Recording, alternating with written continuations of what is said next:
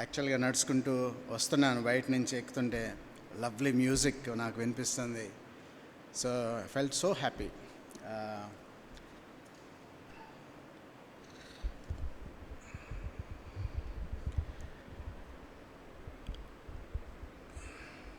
Shalom సహవాసానికి ప్రభు నామంలో శుభాలు. మీతోటి కొన్ని విషయాలు, కొన్ని తలంపులు పంచుకోవడానికి, లేకపోతే డిస్కస్ చేయడానికి ఫెలోషిప్ ఇచ్చిన ఈ తరుణాన్ని బట్టి షాలోమ్ సహవాసానికి నా వందనాలు తెలియజేస్తున్నాను. చిన్న ప్రార్థన చేసుకుందాం. మహాపరిశుద్ధుడా, కృపగలిగిన నాయన, మీకు స్తోత్రాలు తండ్రి, మీకు వందనాలు ప్రభువా. ఈ సాయంత్రం వేళలో ప్రభువా మీ పాసనకి రావడానికి ప్రభువా మీరు దయచేసిన ఈ కృపను బట్టి ప్రభువా మీకు వేలాది స్తుతులు స్తోత్రాలు. దయగలిగిన తండ్రి, మీరు సార్వభౌముడు అయిన దేవుడు, సర్వ సృష్టికర్తవు తండ్రి. కలిగింది ఏది కూడా మీరు లేకుండా కలుగలేదు ప్రభువా.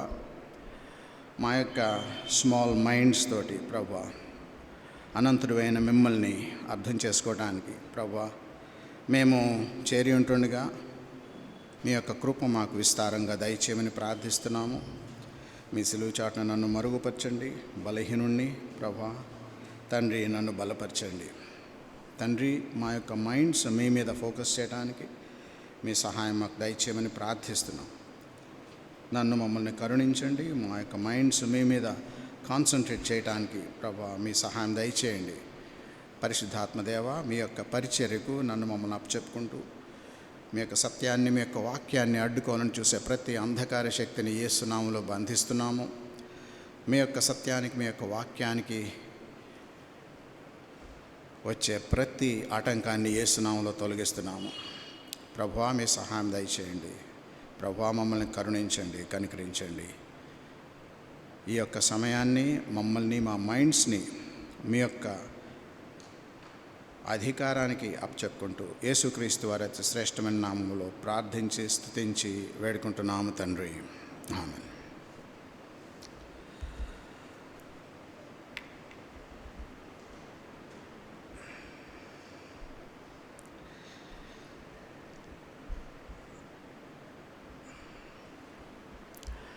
ఒక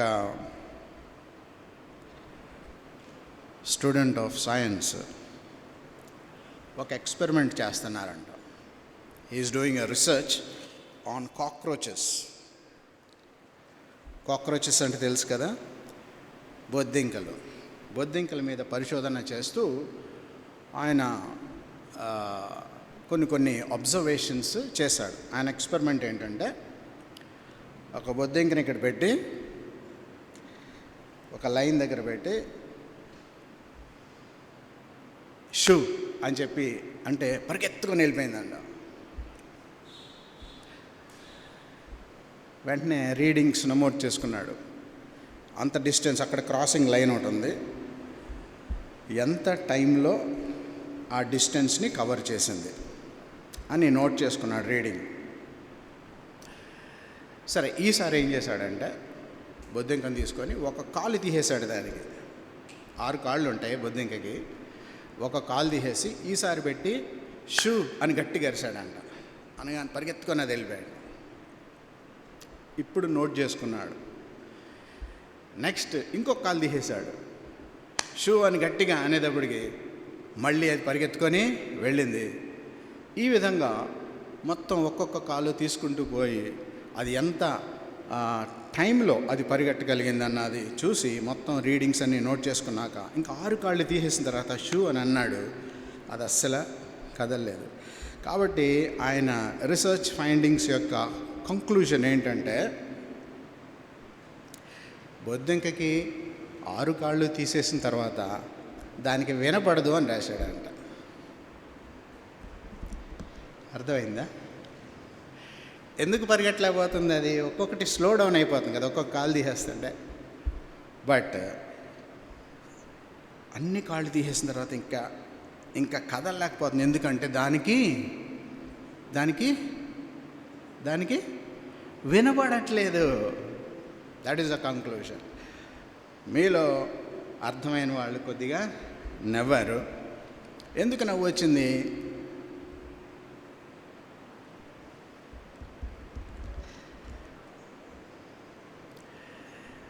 మా ఫ్రెండ్ ఉండేవాడు ఇంటర్మీడియట్లో, జోక్ వేసేవాడు. జోక్ వేస్తే నవ్వలేదనుకోండి, లేకపోతే వాళ్ళ ఫ్రెండ్ జోక్ వేస్తే అదేమి ఆయనకి నవ్వు రానివ్వలేదనుకోండి, ఏంటి జోక్ వేసావా అని ఇట్లిట్లా అనుకునేవాడు, ఇట్లిట్లా అనుకుని నవ్వేవాడు అన్నమాట. మీకు అర్థమైంది అనుకుంటాను. అంటే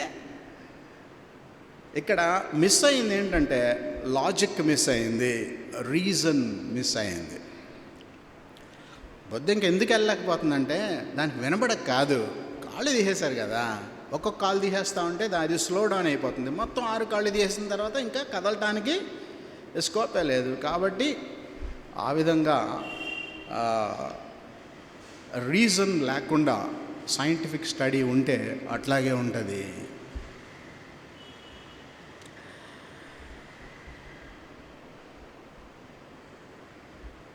It is not how long we live that makes a life. It is what we pack into a lifetime that counts. నువ్వు ఎంతకాలం జీవిస్తావన్నది కాదు పాయింట్. ఆ జీవిత కాలంలో నువ్వెంత ప్యాక్ చేసావు, what is really there in your life, that is what that matters. అట్లాగే it is not how much you know that matters. It is how you apply that knowledge to your real life that really matters. నీకెంత తెలుసు అన్నది కాదు point, నీకు తెలిసిన సత్యము నీ లైఫ్లో ఎట్లాగే అప్లై చేస్తున్నావు అన్నది చాలా ప్రాముఖ్యమైన విషయం. If you don't know how to apply truths that we have learned in life, we don't know how to apply it, there is no point in gaining knowledge. Knowledge అంతా కూడా అప్లికేషన్లో, దాని నుంచి వచ్చింది ఏంటి, అప్లైడ్ సైన్సెస్ అని. Pure sciences students కొంతమంది ఉంటారు. అయితే ఆ నేర్చుకున్న జ్ఞానము అది లైఫ్లో, జీవితంలో లేకపోతే నీకు ఎట్లాగే అప్లై చేస్తావు అన్నదే పాయింట్ అక్కడ. సైన్స్ అంటే ఏంటంటే ఆర్గనైజ్డ్ నాలెడ్జ్ అంట, especially when obtained by observation and a testing of facts about the physical world and natural laws and society. Study leads to such knowledge. కాబట్టి సైన్స్ అనేది ఆర్గనైజ్డ్ నాలెడ్జ్. సైన్స్లో ఫండమెంటల్గా చూస్తే కొన్ని ఉంటాయి. ఇందాక ఆల్రెడీ చూసాము, రీజన్ లేదా లాజిక్. రెండవది ఏంటంటే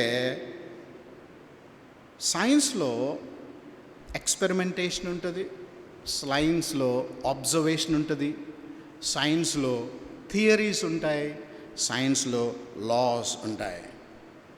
అబ్జర్వేషన్ అంటే పరిశీలన, ఎక్స్పెరిమెంటేషన్ అంటే ప్రయోగాన్ని చేయటం, థియరీస్ అంటే సిద్ధాంతాలు, లాస్ అంటే సూత్రాలు లేదా నియమాలు. డిఫరెన్స్ చెప్తాను. థియరీ ఆఫ్ ఎవల్యూషన్ తెలుసు కదా, థియరీ ఆఫ్ ఎవల్యూషన్ జీవ పరిణామ సిద్ధాంతము. న్యూటన్స్ లాస్ తెలుసు కదా, విన్నారా? వాటిని లాస్ అంటున్నాము, దీన్ని ఏమంటున్నాము, థియరీస్ అంటున్నాము. ప్రతి థియరీకి కింద ఏముంటుందంటే మెరిట్స్ అండ్ డిమెరిట్స్ అని ఉంటుంది. Dalton's atomic theory, bores model of the atom, ఇవన్నీ కూడా ఇలా ఉంటుంది అని చెప్తారు. కిందే దానికి డిమెరిట్స్ ఆఫ్ దిస్ థియరీ అని ఉంటుంది. So every theory has got its own demerits, but not so with the laws. సైన్స్లో సూత్రాలు వచ్చేటప్పటికి లేదా ప్రిన్సిపల్స్ వచ్చేటప్పటికి లేదా లాస్ వచ్చేటప్పటికి, అదే లాస్ అయినా కావచ్చు, ఏ బ్రాంచ్ ఆఫ్ డిసిప్లిన్ అయినా కావచ్చు, అది ప్లాంట్ సైన్సెస్ కావచ్చు, యానిమల్ సైన్సెస్ కావచ్చు, లేకపోతే ఫిజికల్ సైన్సెస్ కావచ్చు. Any branch of science, any field of science has some laws. Newton's laws and physics. ఇప్పుడు మనము ఒక కంక్లూషన్కి రావాలి లైఫ్లో అని అంటే థియరీస్ని బేస్ చేసుకుంటే రాము. వేటిని బేస్ చేసుకోవాలి? లాస్ని బేస్ చేసుకోవాలి. ఎందుకు? లాస్లో ఏమి ఫ్లాస్ ఉండవు. లాస్లో ఏముండవు? ఫ్లాస్ ఉండవు, డిమెరిట్స్ ఉండవు. Moreover theories are proposed whereas laws are discovered. Theories ఏంటి? సిద్ధాంతాలు ప్రతిపాదిస్తారు. They propose theories. ఉదాహరణకి ఇదేంటిది? పెన్ ఇక్కడికి ఎట్లాగొచ్చింది అని అంటే ఆయన వచ్చి ఒక థియరీ చెప్తాడు. ఇక్కడికి ఎట్లా వచ్చిందంటే ఒక ఆయన తీసుకొచ్చి ఇక్కడ పెట్టాడు అని. ఇంకొక ఆయన ఇంకొక థియరీ చెప్తాడు, ఏంటంటే దానంతట అదే అక్కడ వచ్చింది అని చెప్పి. ఇంకొక ఆయన ఇంకో థియరీ చెప్తాడు, ఏంటంటే లేదు వేరే గ్రహం నుంచి ఎవరో తెచ్చి ఇక్కడ పెట్టారని. ఇంకొక ఆయన ఇంకొక థియరీ చెప్తాడు, ఇదివరకు రబ్బరు, ఆ రబ్బరే స్లోగా ఏమైపోయింది? పెన్ అయిపోయింది అని చెప్తాడు అనమాట. ఇవన్నీ they are proposed. These theories are proposed, and all these theories have got their own drawbacks, their own demerits.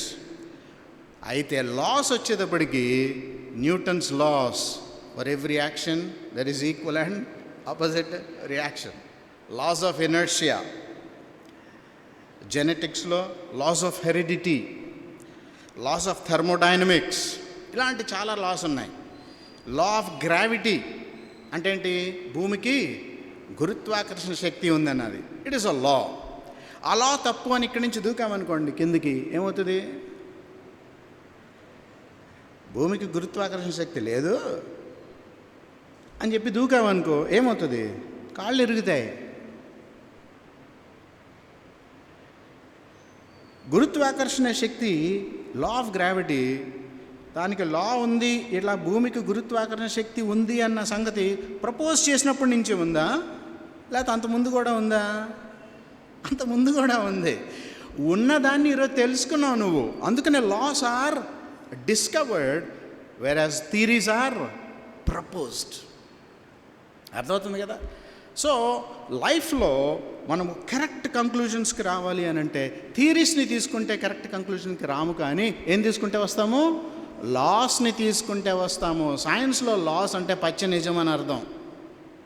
They are facts, they are established facts. So we should always take laws into consideration rather than theories. థియరీస్ని base చేసుకోకుండా మనం వేటిని base చేసుకోవాలంటే ఎప్పుడు కూడా లాస్ని base చేసుకోవాలి. మీలో చాలామంది సైన్స్ బ్యాక్గ్రౌండ్ ఉంది కాబట్టి కొన్ని విషయాలు చెప్తాను. అది చెప్పకముందు సైన్స్కి లిమిటేషన్స్ కూడా ఉన్నాయి. ప్రతిదాన్ని మనం సైన్స్ తోటి కొలవలేం.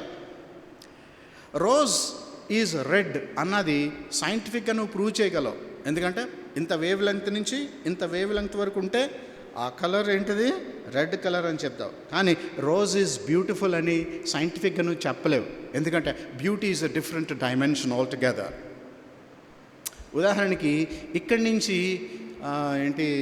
విజయవాడ బస్ స్టాండ్ ఎన్ని కేజీలు ఉంటుంది? ఇక్కడి నుంచి విజయవాడ బస్ స్టాండ్ ఎన్ని కేజీలు ఉంటుంది? మీలో కొంతమంది నవ్వారు. ఎందుకంటే ఎన్ని కిలోమీటర్లు ఉంటుంది లేదా ఎన్ని మీటర్లు ఉంటుంది అని అడగొచ్చు, కానీ ప్రశ్న ఎన్ని కేజీలు ఉంటుందని అడిగితే ఎట్లాగా? అంటే కిలోమీటర్స్ ఏమో డిస్టెన్స్కి సంబంధించిన విషయము, కేజీలేమో వెయిట్కి సంబంధించిన విషయం. కాబట్టి ఒకదాన్ని ఇంకో దాంతో నువ్వు కొలవటానికి వీలు లేదు. అట్లా కొలిస్తే దాన్ని ఏమంటారంటే కేటగిరీ మిస్టేక్ అని అంటారు. సో బ్యూటీ అనేది ఒక కేటగిరీ, కలర్ అనేది ఇంకో కేటగిరీ. కాబట్టి ఒక కేటగిరీని ఇంకో కేటగిరీ తోటి కొలవలేవు. Science has limitations. Science beauty is a philosophical dimension.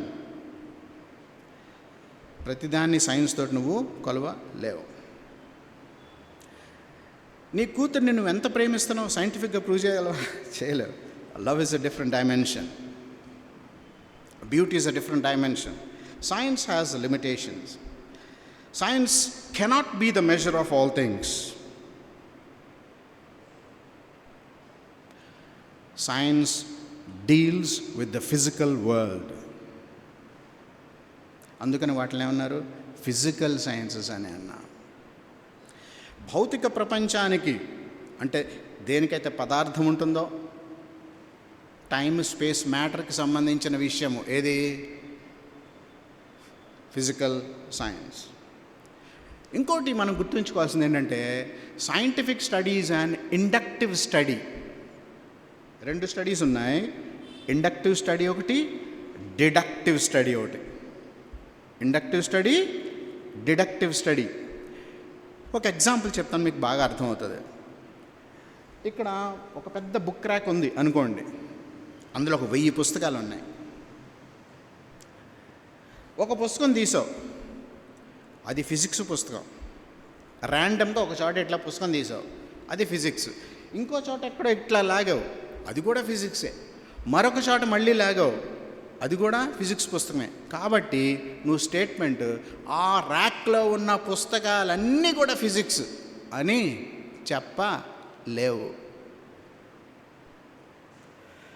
అక్కడ ఉన్నాయి 1000 పుస్తకాలు, నువ్వు చూసింది ఓన్లీ 3 పుస్తకాలు. కాబట్టి అందులో అన్నీ కూడా ఏంటి? ఫిజిక్స్ పుస్తకాలని నువ్వు చెప్పలేవు అన్నమాట. ఎప్పుడు చెప్పగలవు అని అంటే మొత్తం పుస్తకాలన్నీ పూర్తిగా నువ్వు తిరిగేసిన తర్వాత అప్పుడు చేసే స్టేట్మెంట్ని డిడక్టివ్ స్టేట్మెంట్ అని అంటారు. టోటల్ నాలెడ్జ్ వచ్చిన తర్వాత దాని నుంచి నువ్వు డిడక్ట్ చేస్తావు. That is a deductive study. వెరాజ్ ఇండక్టివ్ స్టడీ అంటే ఏంటంటే నీకు టోటల్ నాలెడ్జ్ లేదు. టోటల్ నాలెడ్జ్ లేదు కాబట్టి పరిశోధనలు చేస్తున్నారు ఇంకా కనుక్కోవటానికి. మొన్న కోవిడ్ వచ్చినప్పుడు కూడా వ్యాక్సినేషన్ చేయడానికి కనుక్కున్నారు. ఇండక్టివ్ స్టడీ జరుపుతున్నప్పుడు టోటల్ నాలెడ్జ్ ఉన్నట్టుగా స్టేట్మెంట్ చేయకూడదు. టోటల్ నాలెడ్జ్ ఉన్నట్లు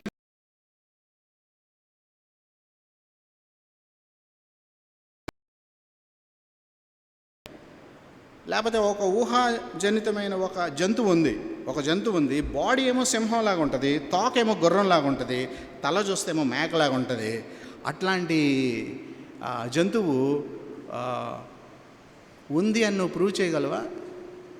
సైంటిఫిక్గా అది లేదు అని ప్రూవ్ చేయగలవా? లేదని ప్రూవ్ చేస్తావా? ఏమో ఉందేమో, నీకింకా తెలియలేదేమో,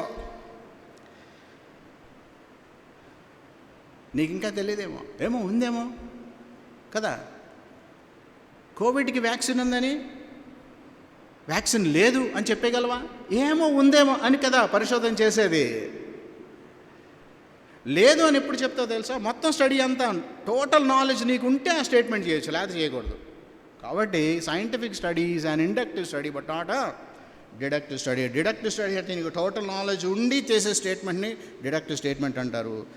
అంతేగాని లిమిటెడ్ నాలెడ్జ్ ఉండి చేసేదాన్ని డిడక్టివ్ స్టడీ అని అనరు. It is only an inductive study. ఇప్పుడు పలానా జంతువు లేదు అని సైన్స్ ప్రూవ్ చేయలేదు కదా, ఏమో ఉందేమో అంటది కదా. అలాంటప్పుడు దేవుడు లేడని సైన్స్ ప్రూవ్ చేసింది అన్న స్టేట్మెంట్ మీరు వింటున్నారు అప్పుడప్పుడు. ఎలా చెప్తావు? నీకు తెలుసండి మొత్తం, నీకు తెలుసా నాలెడ్జ్? దేవుడు లేడన్న స్టేట్మెంట్ చేసేస్తున్నావా అంటే డిడక్టివ్ స్టేట్మెంట్ చేసేస్తావా? పైగా సైన్స్ని అడ్డు పెట్టుకొని. అసలు సైన్సే ఇండక్టివ్ స్టడీ, డిడక్టివ్ స్టడీ కాదు అది. అలాంటప్పుడు how can you make a deductive statement when you are making an inductive study? You don't have total knowledge లేదు మనకి. అలాంటప్పుడు అట్లాంటి స్టేట్మెంట్ ఎట్లా చేస్తావు నువ్వు? కాబట్టి ఆల్రెడీ మనం చెప్పుకున్నాము, సైన్స్లో అబ్జర్వేషన్ ఉంటుందని, ఎక్స్పెరిమెంటేషన్ ఉంటుందని, థీరీస్ ఉంటాయి, లాస్ ఉంటాయి అని చెప్పుకున్నాం. బాగుంది. ఇప్పుడు ఈ లాస్ చాలా రకరకాలైన లాస్ ఉన్నాయి. డిఫరెంట్ డిసిప్లిన్స్ ఆఫ్ స్టడీలో, డిఫరెంట్ బ్రాంచెస్ ఆఫ్ స్టడీలో డిఫరెంట్ లాస్ ఉన్నాయి. ఫర్ ఎగ్జాంపుల్ బయాలజీలో చూస్తే laws of heredity, Mendel's laws of heredity అని అంటాము. అదే నువ్వు డాల్టన్స్ అటామిక్ థియరీ, అది న్యూటన్స్ లాస్ ఆఫ్ థర్మోడైనమిక్స్ అని ఉన్నాయి. లాస్ ఆఫ్ థర్మోడైనమిక్స్ ఏంటి? లాస్ ఆఫ్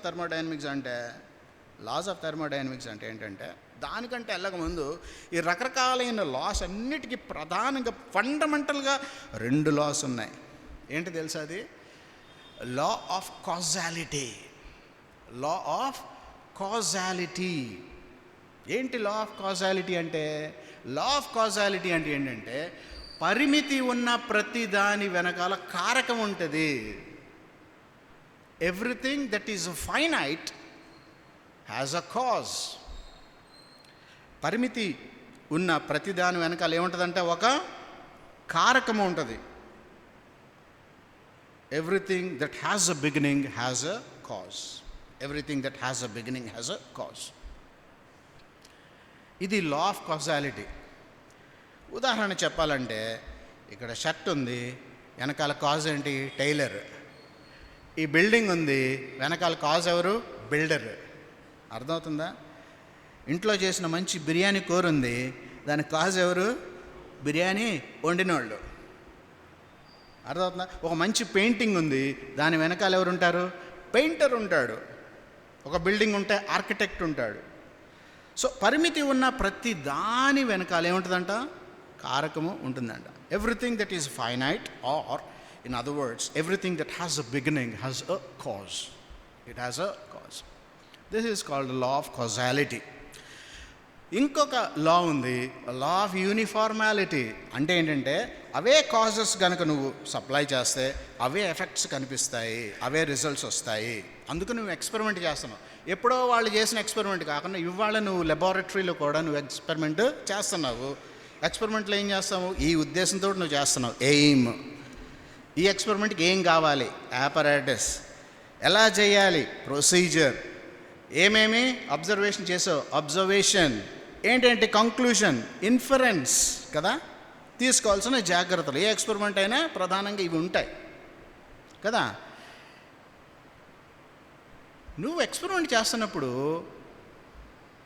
మొన్న మీ లెక్చరర్ గారు లేదా మీ ప్రొఫెసర్ గారు ఏం చేశారు? ఒక ఎక్స్పెరిమెంట్ని డెమాన్స్ట్రేట్ చేసి చూపించారు మీకు. ఇప్పుడు మీరు చేయండి అని అంటాడు. నువ్వు సేమ్ అట్లాగే చేస్తావు ఎక్స్పెరిమెంట్. అన్నీ సేమ్ కాజెస్ నువ్వు ప్రొవైడ్ చేస్తావు. రిజల్ట్స్ కూడా ఎట్లాగొస్తాయి?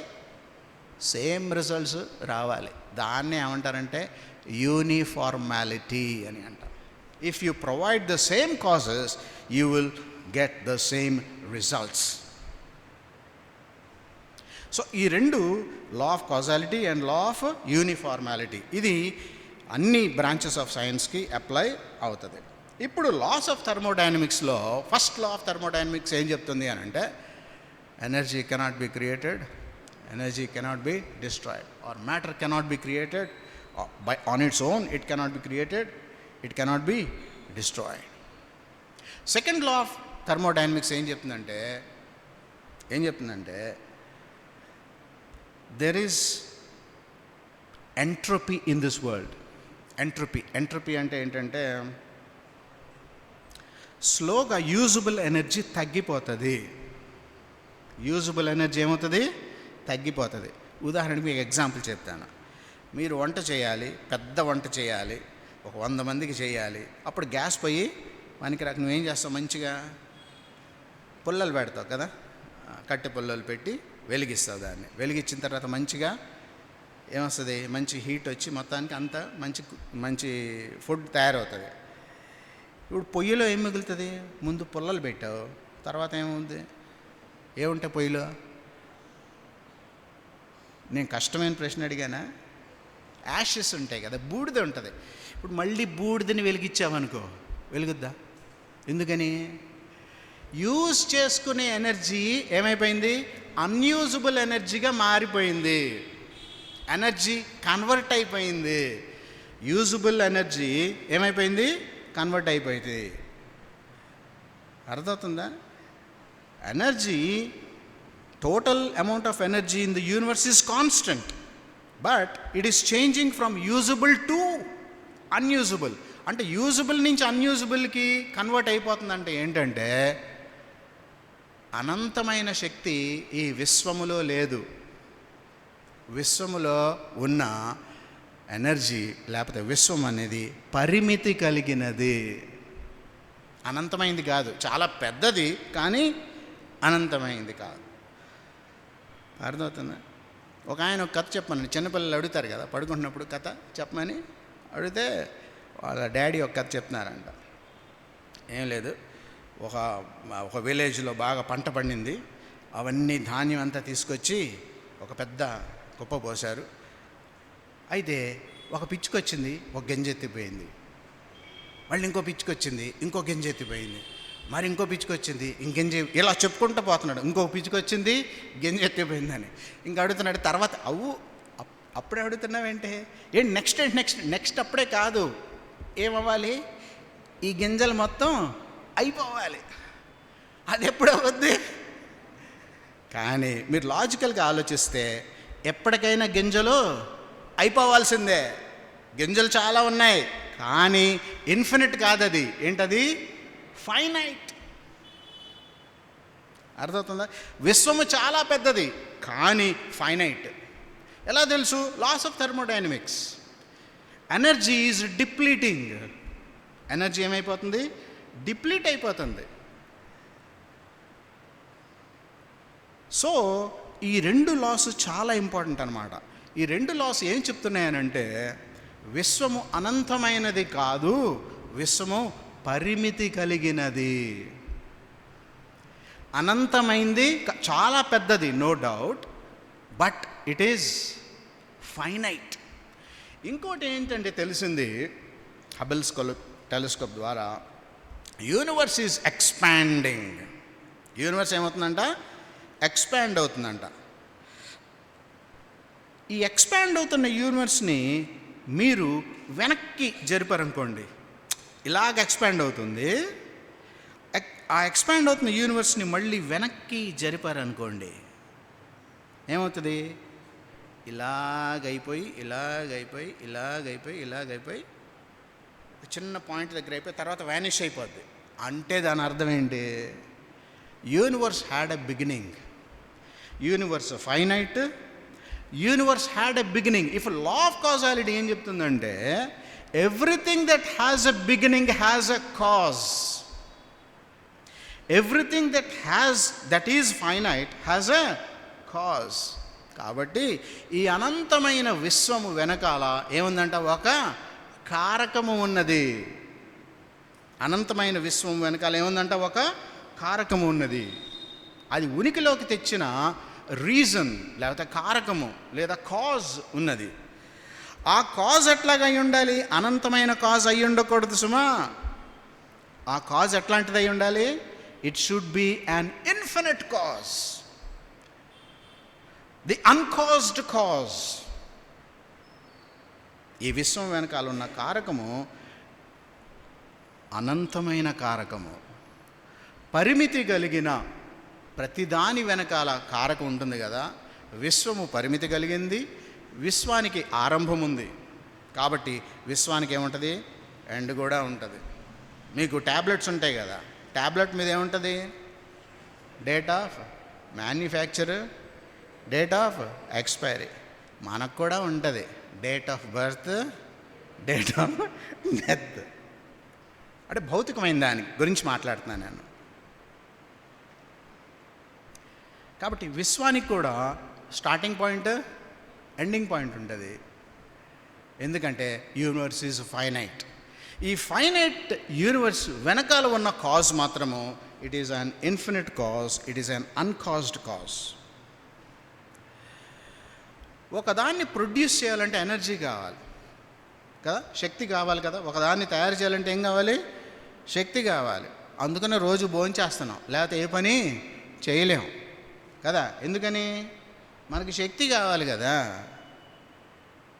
భోంచేయకపోతే మనకి శక్తి ఎక్కడి నుంచి వస్తుంది? కాబట్టి శక్తి కోసం మనం ఏం చేస్తాము? భోంచేస్తాం. ఈ యూనివర్స్ని ఉనికిలోకి తీసుకురావాలంటే ఎంత శక్తి కావాలి తెలుసా? ఎంత శక్తి కావాలి? కాబట్టి ఈ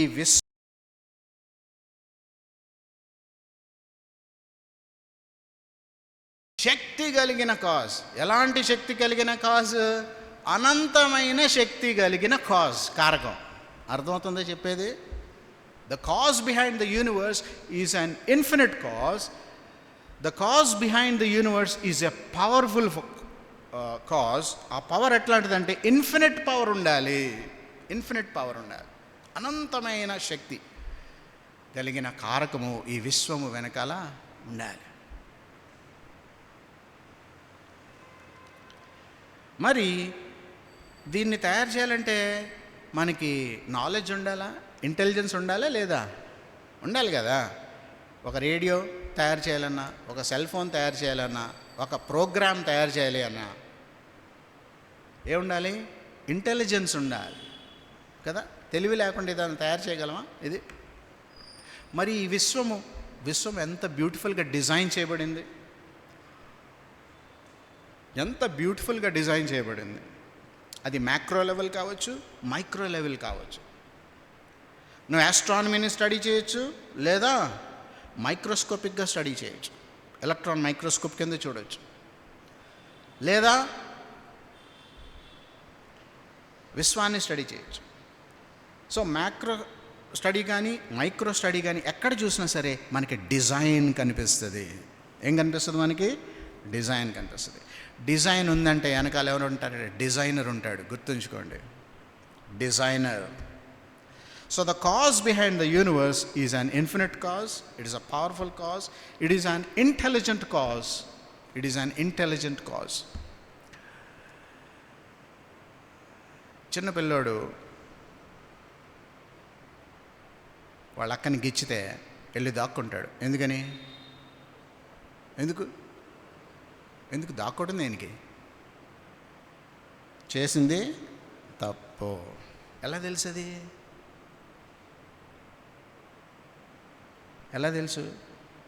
ఎలా తెలుసు అంటే తన మైండ్లో, తన హృదయంలో రాయబడి ఉన్నది.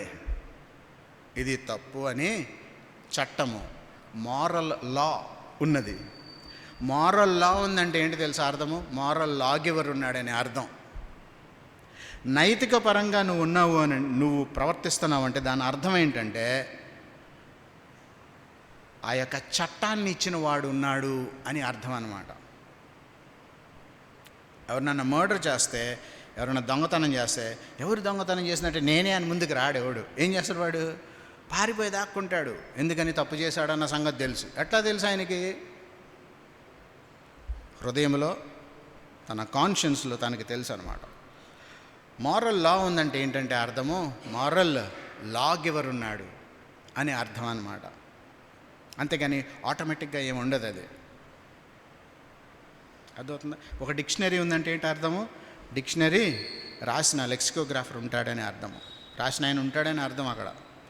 అంతేగాని ఒక ప్రింటింగ్ ప్రెస్లో ఒక పెద్ద విస్ఫోటనం జరిగి అక్షరాలన్నీ కూడా వాటంతటా అవే వచ్చేసేసి చక్కగా అట్లా వచ్చేసేసి తర్వాత ఆ ప్రింటింగ్ ప్రెస్లోంచి బయటికి చక్కటి డిక్షనరీ వచ్చేసింది, అలా రాదు.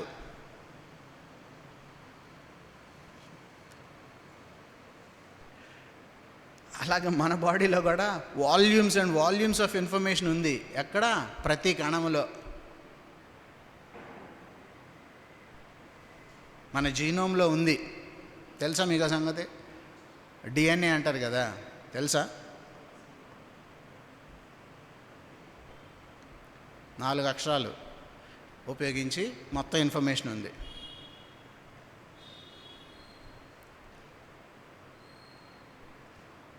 ఎప్పుడు నీకు జుట్టు రావాలి, ఎప్పుడు జుట్టు ఊడిపోవాలి, ఎప్పుడు నీకు పళ్ళు రావాలి, మళ్ళీ ఎప్పుడు ఊడిపోవాలి, మళ్ళీ ఎప్పుడు పళ్ళు మళ్ళీ రావాలి. డైఫియోడాంట్ కదా మనము. అంటే ఏంటి? 2 సెట్స్ ఉంటాయి పళ్ళు. చిన్నప్పుడు మనందరికీ పళ్ళు ఊడిపోయినాయి, తెలుసా మీకు సంగతి? మళ్ళీ కొత్తగా మళ్ళీ పళ్ళు ఈసారి ఊడితే రావు. ఎందుకని? 2 సెట్సే వస్తాయి. ఎలాగొస్తుంది? మన జీనోమ్లో అది ఆల్రెడీ రాయబడి ఉన్నది. సో ఇవన్నీ చూసినప్పుడు విశ్వానికి వెనకాల ఉన్న కారకము అనంతమైన కారకము, మోస్ట్ పవర్ఫుల్ కారకము. అనంతమైన పవర్ ఉండాలి, అనంతమైన ఇంటెలిజెన్స్ ఉండాలి, అనంతమైన మారల్ బీయింగ్ అయి ఉండాలి. ఇప్పుడు మనకి ఈ ప్లగ్లు ఉన్నాయి కదా, చిన్నపిల్లలు వెళ్ళి కొన్నిసార్లు అందులో వేలు పెట్టాలని చూస్తారు. అప్పుడు నువ్వు పరిగెత్తుకొని ఏం చేస్తావు? వెళ్ళి వాడిని ఆఫ్ చేస్తావు. ఎందుకు? షాక్ కొడుతుందని. ఇంతకీ కరెంటుని ఏమంటాం మనం? పవర్ అంటాం. ఇప్పుడు కరెంటు పోయిందనుకోండి, పవర్ పోయిందండి అని అంటాం కదా. కరెంటుకి ఇంటెలిజెన్స్ ఉండదు. ఇతను వచ్చి వేలు పెట్టాడు కాబట్టి మనం ఆయనకి షాకు కొట్టకూడదు అని దానికి మైండ్ లేదు. కానీ విశ్వము వెనకాల ఉన్న infinite cause, infinite power, it is an intelligent power, it is a moral power, infinitely moral being. ఇప్పుడు ఇంటెలిజెన్స్ అనేది దీనికి ఉంటుందా? ఇంటెలిజెన్స్ చెప్పండి, ఉంటుందా ఉండదా? ఉండదు. ఇంటెలిజెన్స్ అనేది ఒక వ్యక్తి లక్షణం. అది it is a character of a person, ఒక వ్యక్తి యొక్క లక్షణం. కాబట్టి దీన్ని బట్టి మనకి ఏమర్థమవుతుందంటే ఈ విశ్వము వెనకాల ఉన్న కారకం ఏదైతే ఉన్నదో అది అనంతమైన కారకము, అది చాలా తెలివి కలిగిన కారకము, తర్వాత చాలా శక్తి కలిగిన, అనంతమైన శక్తి కలిగిన, అనంతమైన తెలివి కలిగిన, అనంతమైన నైతిక విలువలు కలిగిన కారకము. అంతేకాకుండా అనంతమైన శక్తి గల, అనంతమైన తెలివి గల వ్యక్తి, అనంతమైన శక్తి కలిగిన వ్యక్తి, అనంతమైన తెలివి కలిగిన వ్యక్తి, అనంతమైన నైతికలు కలిగిన వ్యక్తి. అయితే ఆ వ్యక్తి పదార్థమా? కాదు. అర్థమవుతుందా? ఆ వ్యక్తి పదార్థమా? కాదు. మరేంటి? He is metaphysical. He is not physical but he is metaphysical. అంటే ఏంటి? పదార్థానికి అతీతంగా ఉన్నవాడు. He is not bound by time, he is not bound by space, he is not bound by matter. Matter, space and time వీటన్నిటికీ అతీతంగా ఉన్నవాడు. Is metaphysical. Therefore the cause behind the universe is non matter. He is non matter. ఈ విషయాలు మనకి అర్థమవుతున్నాయి. He is the uncaused cause. He is not part of the universe. ఇప్పుడు ఈ shirt ఉన్నదనుకోండి, ఈ షర్ట్ని తయారు చేసినాడు ఎవరు? టైలర్. ఇందులో ఉంటాడా టైలర్? ఉండడు. ఈ బిల్డింగ్ని కన్స్ట్రక్ట్ చేసింది ఎవరు? బిల్డర్. ఇందులో ఉంటాడా బిల్డరు? ఉండడు. దీనికి బయట ఉంటాడు. విశ్వానికి వెలుపల ఉంటాడు. ఎవరు? విశ్వాన్ని సృజించిన వాడు. The cause behind the universe is not a part of this universe. He is not part of the physical world. He is metaphysical. అందుకనే సృష్టికర్తని ఎప్పుడు కూడా సృష్టములో వెతకూడదు. సృష్టికర్తని ఎక్కడ వెతకూడదు? సృష్టములో మనం వెతకూడదు. ఎందుకంటే టైలర్ ఎట్లాగైతే షర్ట్లో ఉండడో, బిల్డర్ ఎప్పుడైతే బిల్డింగ్లో ఉండడో, పెయింటర్ ఎప్పుడు కూడా పెయింటింగ్లో ఉండడో, సృష్టికర్త సృష్టములో భాగము కాదు. కానీ సృష్టికర్త యొక్క లక్షణాలు మీకు తెలుస్తాయి. దేన్ని చూస్తే? సృష్టిని చూస్తే. ఎవరు సార్ ఎంత బాగా కుట్టారు మీ షర్ట్? ఎవరండి ఈ బిల్డింగ్ ఇంత అందంగా కట్టారు అని కట్టిన వాడి లక్షణాలు అర్థమవుతాయి.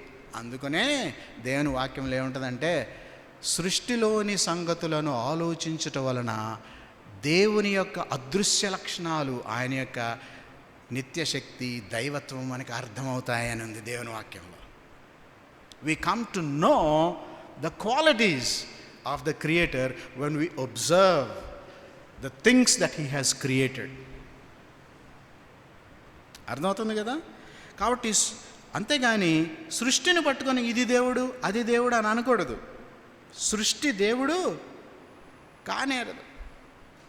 ఆయన సృష్టికి వెలుపల ఉండేవాడు. ఆయన అనంతమైన వాడు.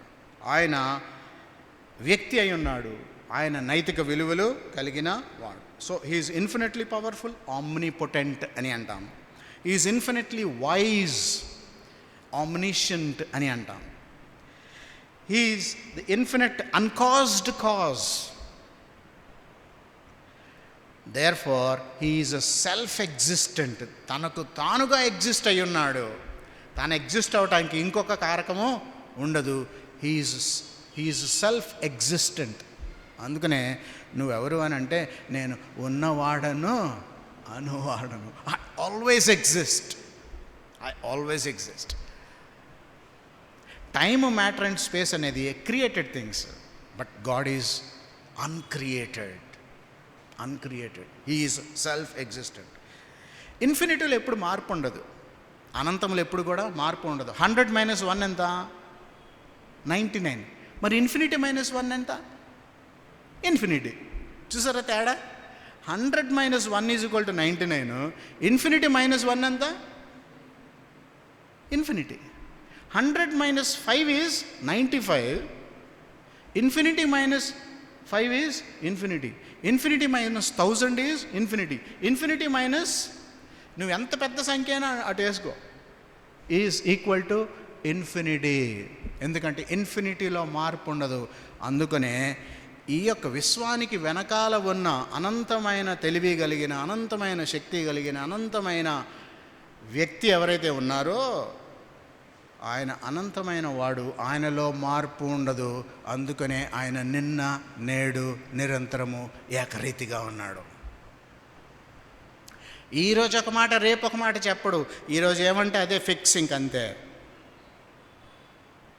ఆయన క్యారెక్టర్లో మార్పు రాదు. ఈరోజు ఒక మాట అంటే దానికి కట్టుబడి ఉంటాడు. అంటే ఏంటి తెలుసా? ఆయన సత్యవంతుడు అని అర్థం. ఆయన మాత్రమే సత్యము అని అర్థం. నేను కూడా సత్యం కాదు, ఆయన నేనే సత్యము. ఈ ప్రపంచంలోని అన్ని సత్యాలకి మూలమైన వాడు ఆయన. All truth is God's truth, but all truth has to concur with God. అన్ని ప్రమాణాలకు, అన్ని సత్యాలకు ఆయన మూలమైన వాడు. He is the basis of all truth. Therefore, he is the truth, not a truth. నేను కూడా మార్గాన్ని, నేను కూడా సత్యాన్ని, నేను కూడా జీవాన్ని అని అన్నాడా? నేనే మార్గాన్ని, నేనే సత్యాన్ని, నేనే జీవాన్ని. సత్యవంతుడు ఎప్పుడు కూడా ట్రూత్ఫుల్గా ఉంటాడు. సత్యవంతుడు ఎప్పుడు కూడా నమ్మకంగా ఉంటాడు. అందుకనే ఆయన ఎంత నమ్మకమైనవాడు తెలుసా? చాలా నమ్మకమైనవాడు కాదు. ఏంటి తెలుసా? దేవుని ఆయన ఎంతైనా నమ్మదగినవాడు. Infinitely faithful. అర్థమవుతుందా మీకు చెప్పేది? The characters of God. కాబట్టి ఇది మనం అర్థం చేసుకోవాలి. He's faithful to his creation. దేవుడు ప్రేమామయుడు. ఎప్పటి నుంచి ప్రేమామయుడు ఆయన? విశ్వాన్ని సృజించక ముందే ఆయన ప్రేమామయుడు. విశ్వము ఉనికిలోకి రాకముందే ఆయన ప్రేమామయుడు. పాపము ఎంటర్ అవ్వక ముందే ఆయన పరిశుద్ధుడు. ఆయన ప్రత్యేకుడు. పరిశుద్ధుడు అంటే ఏంటంటే చాలాసార్లు ఇన్ రిలేషన్ టు సిన్ అనుకుంటాము, but the meaning is much higher. పరిశుద్ధుడు అంటే ఏంటంటే ప్రత్యేకుడు అనే అర్థము. ఆయన వంటి వారు ఎవరు కూడా లేరు అని అర్థము. ఆయన ప్రత్యేకుడు, ఎందుకంటే ఆయన సృష్టికర్త. Therefore he is the infinite one, he is the Holi one, he is the faithful one, he is the loving one. దేవుడు ప్రేమ అయి ఉన్నాడు. ప్రేమ అనేది రిలేషనల్ అట్రిబ్యూట్. అంటే ఏంటి? నేను ప్రేమిస్తున్నాను అంటే వెంటనే దేన్ని లేదా ఎవరిని అన్న ప్రశ్న వస్తుందా కాదా? ప్రేమించాలంటే ఇంకొక వ్యక్తి ఉండాలి కదా. ఇంకొక వ్యక్తి లేకుండా ఎవరిని ప్రేమిస్తాడు? సో ప్రేమ అనేది రిలేషనల్ అట్రిబ్యూట్. ప్రేమ అనేది కమ్యూనికేట్ అవ్వాలి. ఇప్పుడు నేను మీకు కమ్యూనికేట్ చేస్తున్నానా లేదా? ఎట్లా కమ్యూనికేట్ చేస్తున్నాను? మాట ద్వారా కమ్యూనికేట్ చేస్తున్నా. So the language that I use is the medium of expression. Language is a medium and words are vehicles that carry meaning. అందుకనే మీరు ఇంటర్మీడియట్ చదివినప్పుడు ఏ మీడియం అని అడుగుతారు. అంటే ఏంటి? ఇంగ్లీష్ మీడియమా, తెలుగు మీడియమా అని అడుగుతారు కదా. అంటే ఏంటి? ఇంగ్లీష్ మాధ్యమంలో, ఇంగ్లీష్ మీడియంలో నువ్వు సబ్జెక్ట్స్ చదువుతావా, లేకపోతే తెలుగు మాధ్యమంలో, తెలుగు మీడియంలో నువ్వు చదువుతావా? అంటే ఏంటి? మీడియం ఆఫ్ ఎక్స్ప్రెషన్ ఉండాలి. ఇప్పుడు ప్రేమించాలంటే ఇంకొక వ్యక్తి ఉండాలి ఖచ్చితంగా. ఈ ప్రేమ వ్యక్తపరచాలి అంటే మధ్యన ఏముండాలి? ఒక మీడియం ఆఫ్ ఎక్స్ప్రెషన్ కూడా ఉండాలి. దేర్ఫోర్ గాడ్ హెడ్లో దేవుని యొక్క తత్వములో ఖచ్చితంగా దేవుడు ప్రేమామయుడు అని అన్నప్పుడు దేవునిలోనే ఇంకొక పర్సన్ ఉన్నాడని అర్థం. God is one but exists in 3 persons. God the Father, God the Son and God the Holy Spirit, who is the medium. Who is the medium, it కాదు. ఏంటది? హూ. నేను ఎంత చెప్పినప్పటికీ there will be some loss of communication. నేను ఎంత బాగా చెప్పినప్పటికీ కూడా కొంత కమ్యూనికేషన్ లాస్ అనేది ఉంటుంది ట్రాన్స్ఫర్ అవుతున్నప్పుడు ఇన్ఫర్మేషన్. ఒక వ్యక్తి నుంచి ఇంకొక వ్యక్తికి ప్రేమ కమ్యూనికేట్ అవ్వాలన్నప్పుడు కొంత లాస్ ఉంటుంది. ఎప్పుడు లాస్ ఉండదు తెలుసా? ఆ మధ్యన మీడియం కూడా వ్యక్తి అయినప్పుడు. ఆ మధ్యనున్న మీడియం కూడా వ్యక్తి అయినప్పుడు. కాబట్టి గాడ్ హెడ్లో you have God the Father, God the Son and God the Holy Spirit. And this is what the Bible teaches. God is a triune. He is one in 3 persons. Kabatti He is loving before the existence of the universe. Kabatti Godhead lo manaki 3 persons unnaranna sangati manaki ardhamautundi. So ఇవన్నీ కొన్ని విషయాలు. So నాకు ఇవ్వబడిన time దగ్గర పడింది. So వీటి విషయం ఆలోచించండి. మీలో కొంతమంది బంగారపు గొలుసు ఉంటుంది, లేకపోతే మీలో కొంతమంది బంగారపు ఉంగరం ఉంటుంది. అది బంగారం అని ఎట్లా తెలుస్తుంది మీకు? ఎట్లా తెలుస్తుంది అది బంగారం అని? అది ఎల్లుగా ఉండి మెరిస్తే బంగారం. All that glitters is not gold. మెరిసే ప్రతిదీ బంగారం. మరి ఏదేంటి బంగారం? ఏది బంగారం? బంగారం షాప్లోకి వెళ్తే అది బంగారమా కాదని వాడు ఏం చేస్తాడు? టెస్ట్ చేస్తాడు. ఏం టెస్ట్ చేస్తాడు తెలుసా? అది బంగారమా కాదా? ఎట్లా తెలుసా ఆయనకి బంగారమా కాదని? బంగారం అయితే కొన్ని క్వాలిటీస్ ఉంటాయి. మన పీరియాడిక్ టేబుల్లో పీరియాడిక్ టేబుల్ మీరు అందరు కెమిస్ట్రీ చదివే ఉంటారు కదా చాలామంది. ఏదైనా మెటల్ కానీ ఏ ఎలిమెంట్ అయినా కానీ వాటికి ప్రాపర్టీస్ ఉంటాయి. ఏంటి ఆ properties? Physical properties, chemical properties. ఆ ప్రాపర్టీస్ కనుక నువ్వు పరీక్షించే దాంట్లో ఉంటే అది ఆ పర్టికులర్ ఎలిమెంట్ అని అర్థం. ఇది బంగారం అని ఎప్పుడు చెప్తామంటే ఆ క్వాలిటీస్ అందులో ఉంటే అది బంగారం, అది లేకపోతే అది బంగారము కాదు.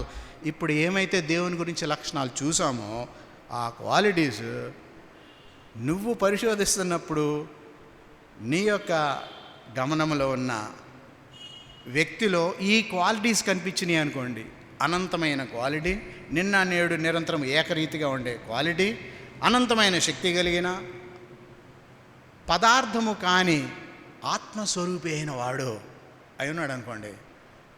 ఆ క్వాలిటీస్ అన్నీ ఎవరిలో ఉంటాయో వాళ్ళే దేవుడు. So this proves you can know for yourself, you can make your own research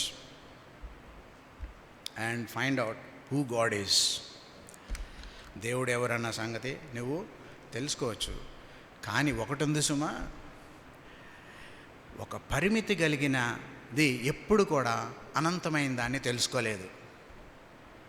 the finite can never reach the infinite unless the infinite reveals himself. అనంతమైన వాడు తన్ను తాను బయలుపరుచుకుంటేనే కానీ మనకి అర్థము కాడు. ఎందుకంటే మన మైండ్ చిన్నది, మనము చిన్నవాళ్ళము. అనంతమైన దాన్ని ఎట్లాగా అర్థం చేసుకుంటావు? అనంతమైన వాడే తనే ఇనిషియేటివ్ తీసుకొని తన్ను తాను బయలుపరుచుకున్నాడు అనుకోండి, తను తాను చెప్పుకున్నాడు, నేను ఇది బాబు, నువ్వు ఊహకెళ్ళొద్దు, నాకు ఒక తలకాయ ఉంటుంది కాబట్టి, నీకో తలకాయ ఉంది కాబట్టి ఇంకొకరికి దేవుడికి 100 తలకాయలు ఉంటాయి, 1000 తలకాయలు ఉంటాయి, 10,000 తలకాయలు ఉంటాయి అని అనుకోవద్దు. నీకు 2 చేతులు ఉన్నాయి కాబట్టి ఆయనకి 10 చేతులు ఉంటాయి, నీకు 2 కళ్ళు ఉన్నాయి కాబట్టి ఆయనకి ఈ విధంగా ఆలోచించొద్దు.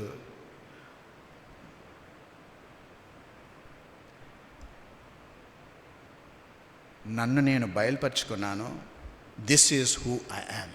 దేవుడు తన్ను తాను ఏమైతే ప్రత్యక్షపరుచుకున్నాడో అది దేవుడు. అది ఎక్కడ ప్రత్యక్షపరుచుకున్నాడంటే దేవుని వాక్యంలో తన్ను తాను నేను ఉన్నవాడను అనువాడను, నేను నిన్న నేడు నిరంతరము ఏకరీతిగా ఉన్నవాడను.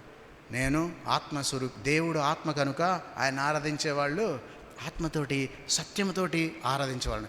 నేనే సత్యాన్ని, నేనే జీవాన్ని, నేనే మార్గాన్ని. ఎందుకు ఆయనే మార్గము అంటే భౌతికమైనది ఎప్పుడు కూడా అనంతమైన దాన్ని చేరుకోలేదు. మధ్యన కనెక్ట్ చేసే బ్రిడ్జ్ యువతల మనల్ని అందుకోవాలి, దేవుని దగ్గరికి కూడా మనల్ని చేర్చాడు. అందుకనే దైవ మానవుడిగా ఈ లోకానికి ఆయన వచ్చాడు. 100కి 100 పాళ్ళు మానవుడు, 100కి 100 పాళ్ళు దేవుడు. ఆయన అనంతమైన వాడు. అయితే పరిమితి కలిగిన మన పోలికలు ఆయన రక్తమాంసాల్లో మన కొరకు లోకానికి వచ్చాడు. ఆది అందు వాక్యము నేను, వాక్యము దేవుని యొద్దుండెను, వాక్యమే దేవుడై ఉండెను, ఆ వాక్యమే శరీరధారి మన మధ్య నివసించెను. కలిగి ఉన్నది ఏది కూడా ఆయన లేకుండా కలుగలేదు. కాబట్టి what a mighty God, what an infinite God, what a faithful God, what a true God that we serve. మనం ఆరాధిస్తున్న దేవుడు మన పూజకి అర్హుడు, మన ఆరాధనకి యోగ్యుడు ఆయన. కాబట్టి let us celebrate God every day and every moment. May God bless you. Thank you. ప్రార్థన చేసుకుందాం. మహాపరిశుద్ధుడా, కృపలిగిన నాయన, మీకు స్తోత్రాలు, మీకు వందనాలు తండ్రి. మీరు అనంతమైన వాడువని, అనంతమైన జ్ఞానము కలిగిన వాడువని, అనంతమైన శక్తి కలిగిన వాడువని, మీరు సత్యవంతుడనే దేవుడు అని, ఎంతైనా నమ్మదగిన వాడువని, నిన్న నేడు నిరంతరము ఏకరీతిగా ఉన్నవాడువు, మార్పు లేని వాడువని, ఆత్మస్వరూపువని ప్రభువా తండ్రి, మిమ్మల్ని మీరు ప్రత్యక్షపరుచుకున్నారు కనుక ప్రభువా మాకు మిమ్మల్ని మీరు తెలియచెప్పుకున్నారు ప్రభువా. మీకు స్తోత్రాలు. యేసు ప్రభువా మా కొరికి లోకానికి వచ్చారు దైవ మానవుడిగా ప్రభువా, fully God and fully human. తండ్రి, we praise you, we honour you, we thank you ప్రభువా. మరి ఇక్కడ చేరి మేము ఆలోచన చేసిన సంగతులన్నీ కూడా ప్రభా మా మైండ్స్లో మీరు ప్రిజర్వ్ చేయమని వేడుకుంటున్నాం. మేము భద్రపరచుకోవడానికి సహాయం దయచేయండి. వీటి గురించి ఆలోచన చేయడానికి సహాయం దయచేయండి ప్రభా. మీ దగ్గరికి రావడానికి సహాయం చేయండి ప్రభా. తండ్రి, మీ బిడ్డలంగా ప్రభా మేము జీవించడానికి, మరి ఇంకా మిమ్మల్ని దేవునిగా మేము గుర్తించక, రక్షకుడిగా గుర్తించక, మా హృదయానికి అప్లై చేసుకోకుండా ప్రభా హెడ్ నాలెడ్జ్ తోటి మాత్రమే ప్రభా ఇక్కడి నుంచి వెళ్ళిపోతుంటే ప్రభా మమ్మల్ని దర్శించండి ప్రభా. We commit our lives to you dear lord. Help us to honour you, acknowledge you, submit to you, surrender to you, be our Lord and our Savior and our God. యేసుక్రీస్తు వారి శ్రేష్టమైన నామములో ప్రార్థిస్తున్నాము తండ్రి. ఆమేన్.